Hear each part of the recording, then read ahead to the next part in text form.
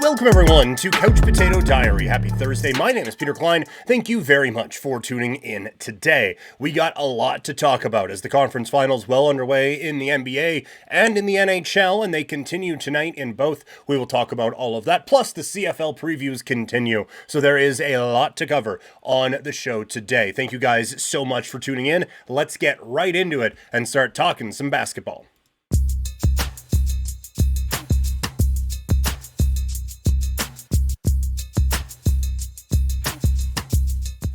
All right, the Dallas Mavericks step up and win Game 1 of the NBA's Western Conference Final, and this was a very impressive performance from the road side, the Mavericks, in this game. The big players, I thought, really came to play, literally and figuratively, big players. We'll get to that in a little bit. But for Luka Doncic, he was his usual, regular, awesome self. His reads and passes are just fantastic. We talked a bit before about how Jokic was like a computer program, like if yes, then this, if no, then this. Luka has such a feel for the game and such an understanding of where he can get passes to that no one else even expects you to. And he was tremendous in that, and his understanding of what he can do, his ability to get out of things when he is in danger, all of that was on full display. And Rudy Gobert is legitimately one of the best defensive players in the history of the National Basketball Association,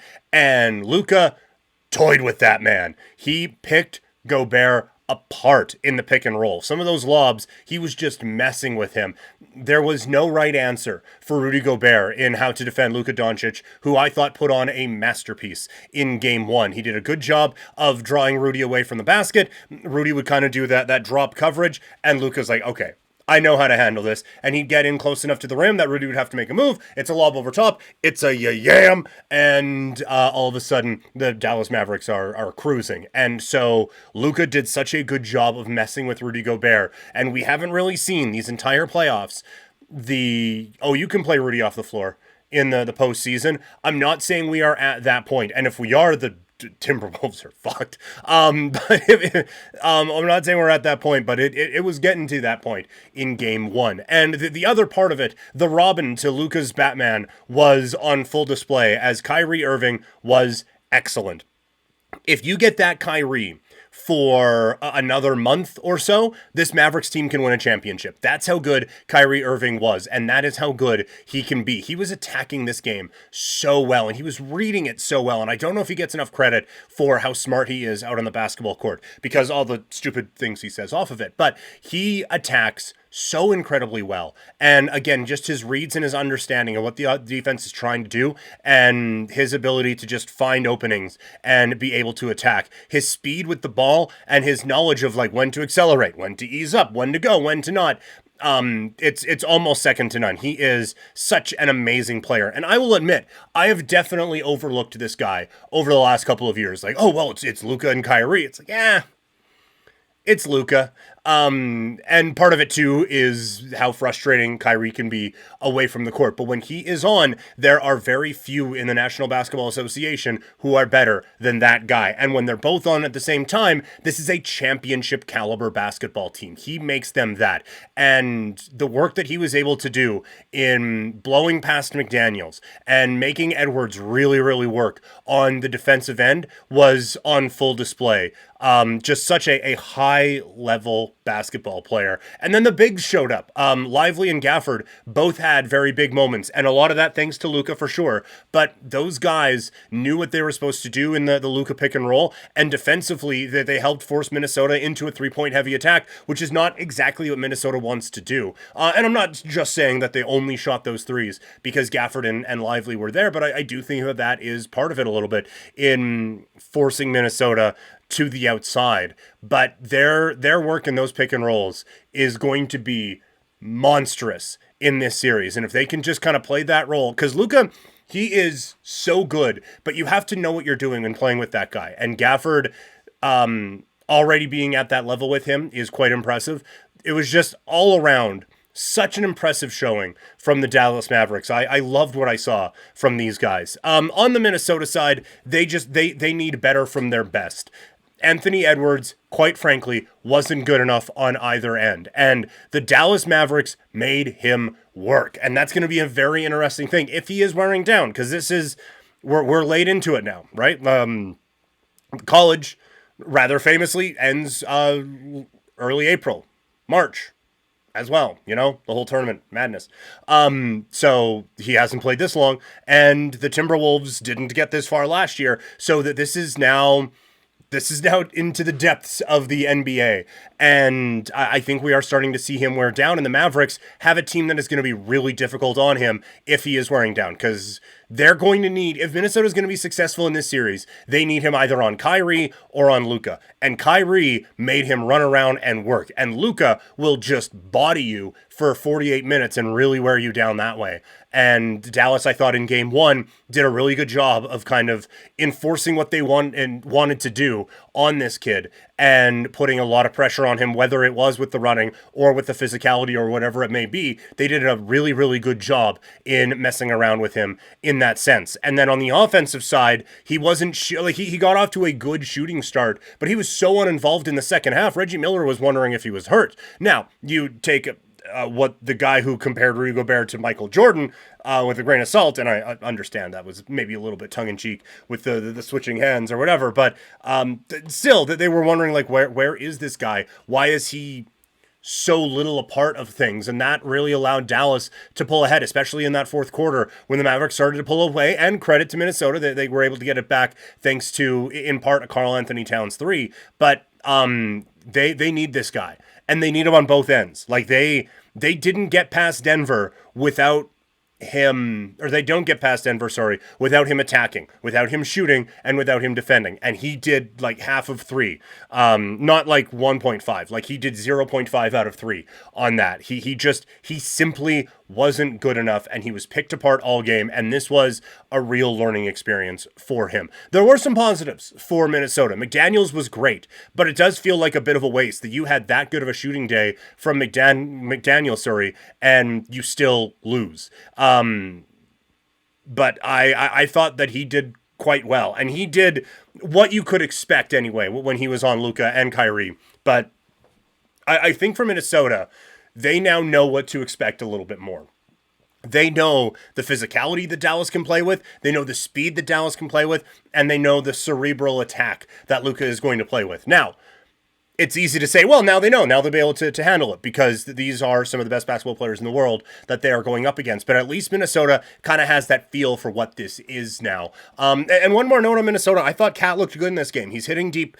His defense was fine. And he was attacking at the rim. Big putback dunk in this game as well. But when everything is running through him, that's not how this team is going to be successful. So an eye-opening game one, I think, for the Minnesota Timberwolves, and a really impressive game one to steal home court advantage away by the Dallas Mavericks. Tonight, it is the Boston Celtics taking on the Indiana Pacers, and we'll see what the Pacers have in game two after they controlled most of game one, but late game execution really came back to bite them. Do they learn from this, or do they crumble? I'll be very interested to see what game two has in store. The thing that I didn't really get into a whole lot, but one thing I think we see a lot more tonight is Indiana going right at Al Horford and kind of forcing Joe Maz to make an adjustment in the types of lineups that he is putting out there. Sounds like KP is game 4 at the earliest. If they can just play Horford off of the floor, I don't know if Boston really trusts like a Tatum at the 5 or anything like that. This would be an opportunity for Indiana to really go after them in that way. And again, with the guys who we talked about in game 1 and leading into this series, right? It's Siakam, it's Turner. Can those guys play Horford off of the floor? I'm going to be very interested in that, and I'll be interested to see how Boston counterpunches tonight. The Pacers, quite honestly, seemed like the more prepared team going into game 1.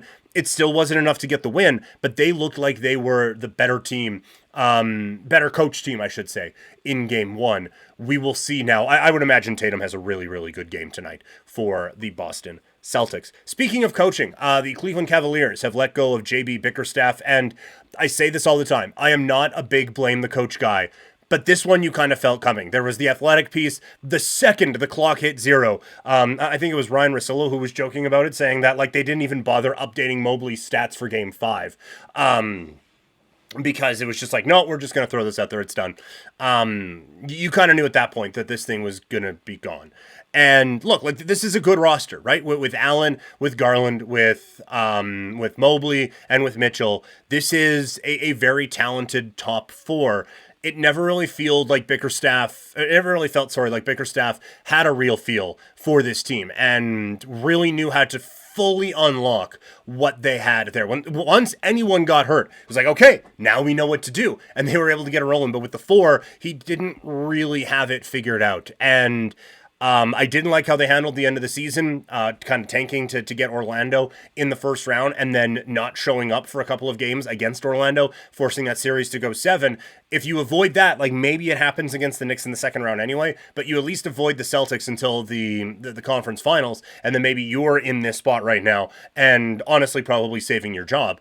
But it just, I don't think he's a bad coach, but I don't think he's a great coach either, and I think this team needs a coach that will be able to get them over the hump. But this is the start of a really interesting offseason with the Cleveland Cavaliers. Like, I think you have to move Mitchell.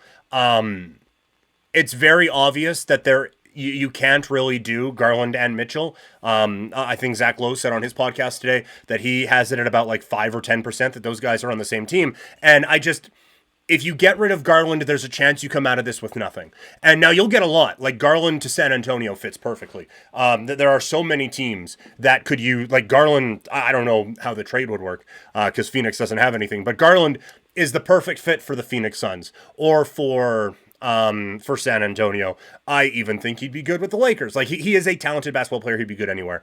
But so you're going to get something in return for him, but I simply don't trust signing Mitchell to an extension and then believing that he's going to want to stay in Cleveland for 4 years. I don't trust that. And so to me, you have to move Mitchell, build around Garland, and go with it that way, because otherwise you risk losing both, and you're kind of back to square one. At least with Garland and Mobley, you have a core now that is set. And look, like Allen played well when he was healthy, and there were some questions of his toughness, but I have always liked this player.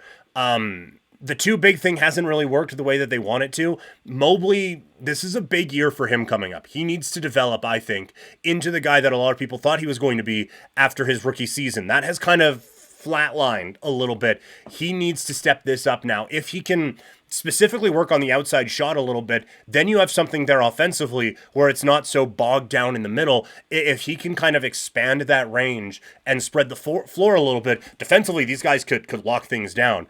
But this is an interesting offseason for Cleveland because, like, if Mobley isn't going to expand that game, he's still quite good, but you have to get rid of Allen then. And again, building around Mobley and Garland isn't the worst place to be. It does feel like maybe this year is a step back for Cleveland to take a step forward, but they aren't super far away from being a dangerous team in the NBA's Eastern Conference. Okay, let's shift gears now and talk some hockey as the New York Rangers stumble against the Florida Panthers in Game 1 of their Eastern Conference Final.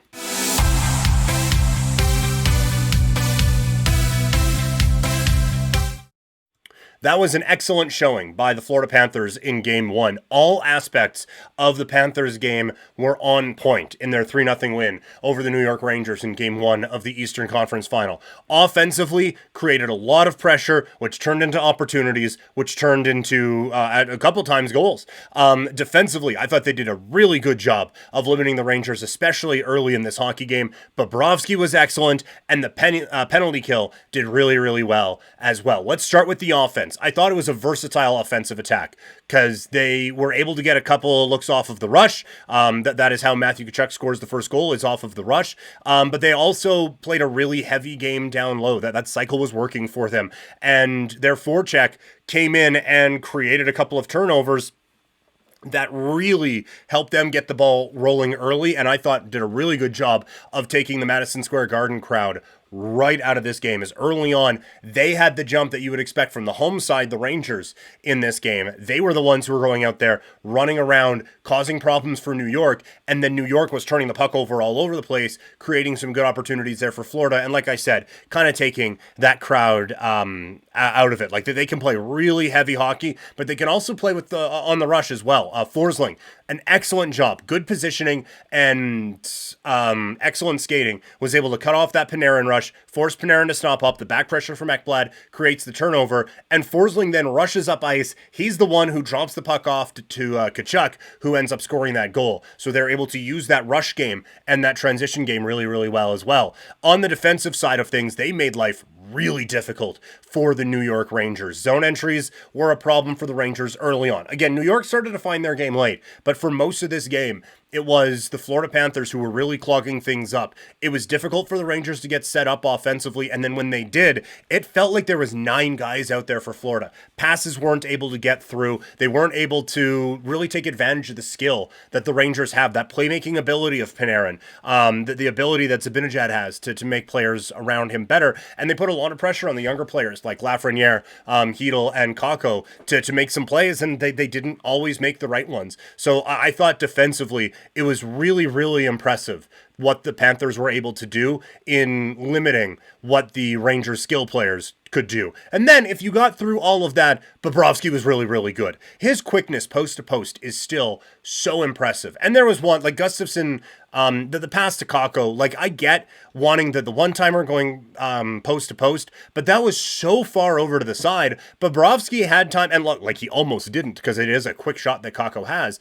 But Bobrovsky has time to get across and still get there to make a save, and your angle is a little bit difficult on that as well. So I get wanting to spread things out and create an opening and create the illusion that Gustafsson could go up the middle, but I just thought that play, he could have been a little bit closer there. That one is what it is. But the point of that was that Bobrovsky made a good save on it, and then he makes a really big save with no time left on the clock in the first period on that power play, where Zibanejad gets the one-timer chance. I think it's Trocheck who's parked right at the side of the goal. Bobrovsky is able to get across, make a big save. If it's 1-1 going into the second period, from a Rangers standpoint, that is a massive boost. You were just outplayed, your power play comes through, this is a chance, it's a new game, all we have to do is play 40 good minutes, and we're coming out of game 1 with a win. Instead, the save is made, and it remains a Florida Panthers 1-0 lead, and keeps the shutout intact. There were a couple of times where it got a little all over the place for Bobrovsky. He is going to do that. It is now up to the Rangers to take advantage of that in this series. And for New York, they can be better. I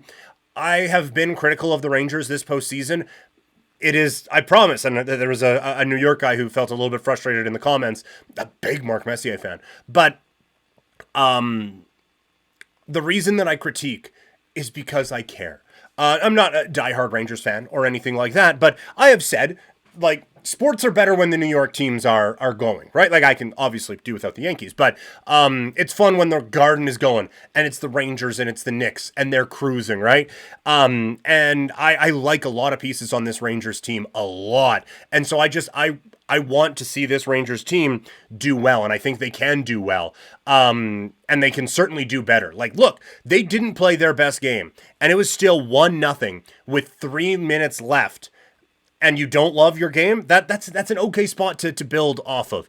Too many turnovers, too many missed opportunities. This Rangers team is better than what they showed in game 1. Now that they know what they are expecting from the Florida Panthers, I do think they'll be better here in game 2. Now that they know, like, they've played the Panthers obviously quite a bit in the regular season, but this is a different animal. Now that they are ready for that physicality that they haven't seen in the first 2 rounds of this playoffs, now that they're ready for some of the speed that the Panthers can bring to them as well, and now that they've seen this defensive attack, I would venture to say that Peter Laviolette and this Rangers team are going to be in a much better position to take advantage of things in game 2. Also, you didn't get a great game from Shesterkin. Like, overall, he made some excellent saves, and he is not the reason they lost this game, right? Like, he could have been perfect, and they'd still be playing because they didn't have a goal. That first goal, you need that save. That is one that I would have killed Freddie Anderson for. And if it's on the other end, it's like, well, it's Bobrovsky, man. Like, can you trust this guy?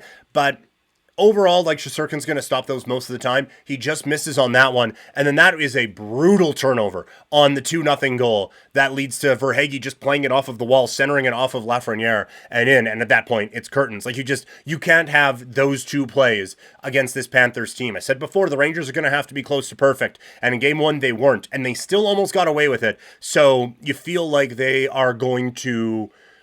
I feel like they're going to be able to find their stride a little bit better here in game 2. One more quick NHL note. Sheldon Keefe is coming on as the New Jersey Devils head coach.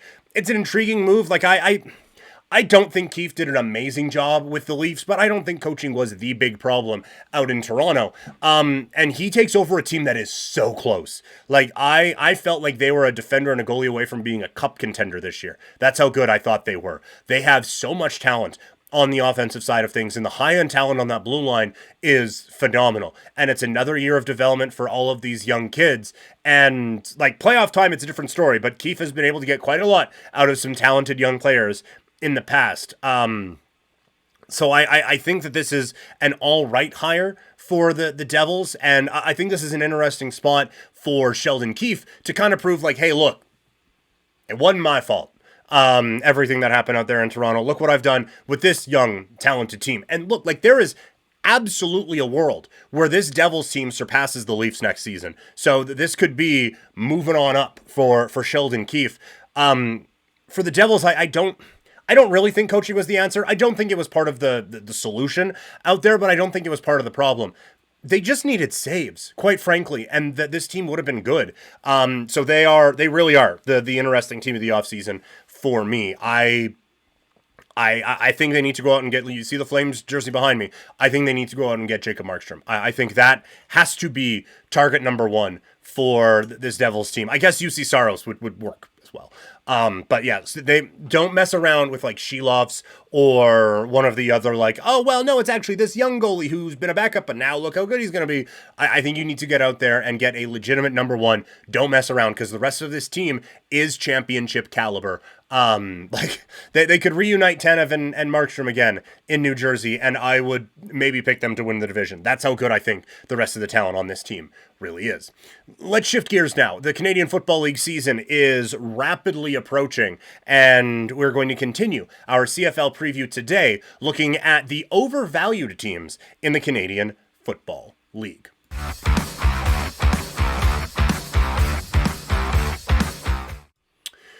Okay, so yesterday we did the most talented teams in the CFL. Today we are doing the most overvalued teams in the Canadian Football League, and it starts with the Calgary Stampeders. Their over-under is at 7. This was a team that I don't think was very good a season ago, and I don't think they got better. And I think that the league kind of got better around them. So, I don't know where all the wins are coming from for this team this season. I have said before, I don't trust the quarterback situation there. Again, some of the other pieces going around them haven't done that well. I was stalling there, obviously. This was a 6-win team last year. Where's the better coming from? It wasn't from free agency. They had a pretty good draft, but free agency, they didn't do anything. And you look around them, the teams that they finished ahead of in the standings, they beat Saskatchewan on the tiebreaker. Saskatchewan, I'm assuming, is going to have better quarterback health this year than number 1 and number 2 options, both going down with injury. And Edmonton has a significantly better quarterback situation than they had a season ago. So I don't know where 7 or 8 wins is coming from. Over means 8 and 10. That this, at no point does this team look like an 8 and 10 team to me. The second most overvalued team is the Hamilton Tiger Cats. The 5th best odds to win the Grey Cup at plus 800. I hate the quarterback situation. I think last year was kind of it for this team, and they didn't get anywhere close. I thought it was an uninspired group. Maybe coaching change is all you need, but I think the world of Orlando Steinauer as a football coach. And so I don't see where it's coming from with this Hamilton team. The Ticats finished at 8 and 10 a season ago. And so, like, 5th best odds does put you technically in the back half, but still just 8-1 to win the Grey Cup. It feels high to me. For Hamilton. And at number 1, I have Winnipeg. They are plus 215 to win the Grey Cup right now. Very good team. Very deep team, obviously. But they have taken some hits with retirements and free agents and whatnot. They're also kind of an aging football team. should they be the favorites to win the Grey Cup? Maybe. Like, you can make an argument. Like, it's basically going to come down to, once again, who gets home field advantage in the West and who can come away with the win in the West final between them and BC. To in my opinion, to be the favorites anyway for the Grey Cup. We saw how that worked out last year with Montreal. But to be a 2-1 favorite to win the Grey Cup, even in a 9-team league, is just astounding to me. So Winnipeg, to me, is the most overvalued team in the Canadian Football League right now. All right, that is going to do it for the program today. Y'all are awesome. Thank you so much for tuning in. If you are listening, make sure you have subscribed and make sure that you are leaving a review. If you are watching, make sure that you subscribe, make sure you like, and make sure you leave a comment. Let me know what you think. As I always say, I can't imagine I batted 1,000 today on things that y'all loved. So let me know what you thought in the comments. And if I did, be like, yeah, man, agreed with everything. Great show. Let me know in the comment section below. Thank you guys so much for tuning in. It's a Fights in Football Friday tomorrow. Can't wait. Here on Couch Potato Diary. Talk to you guys later. I'm out.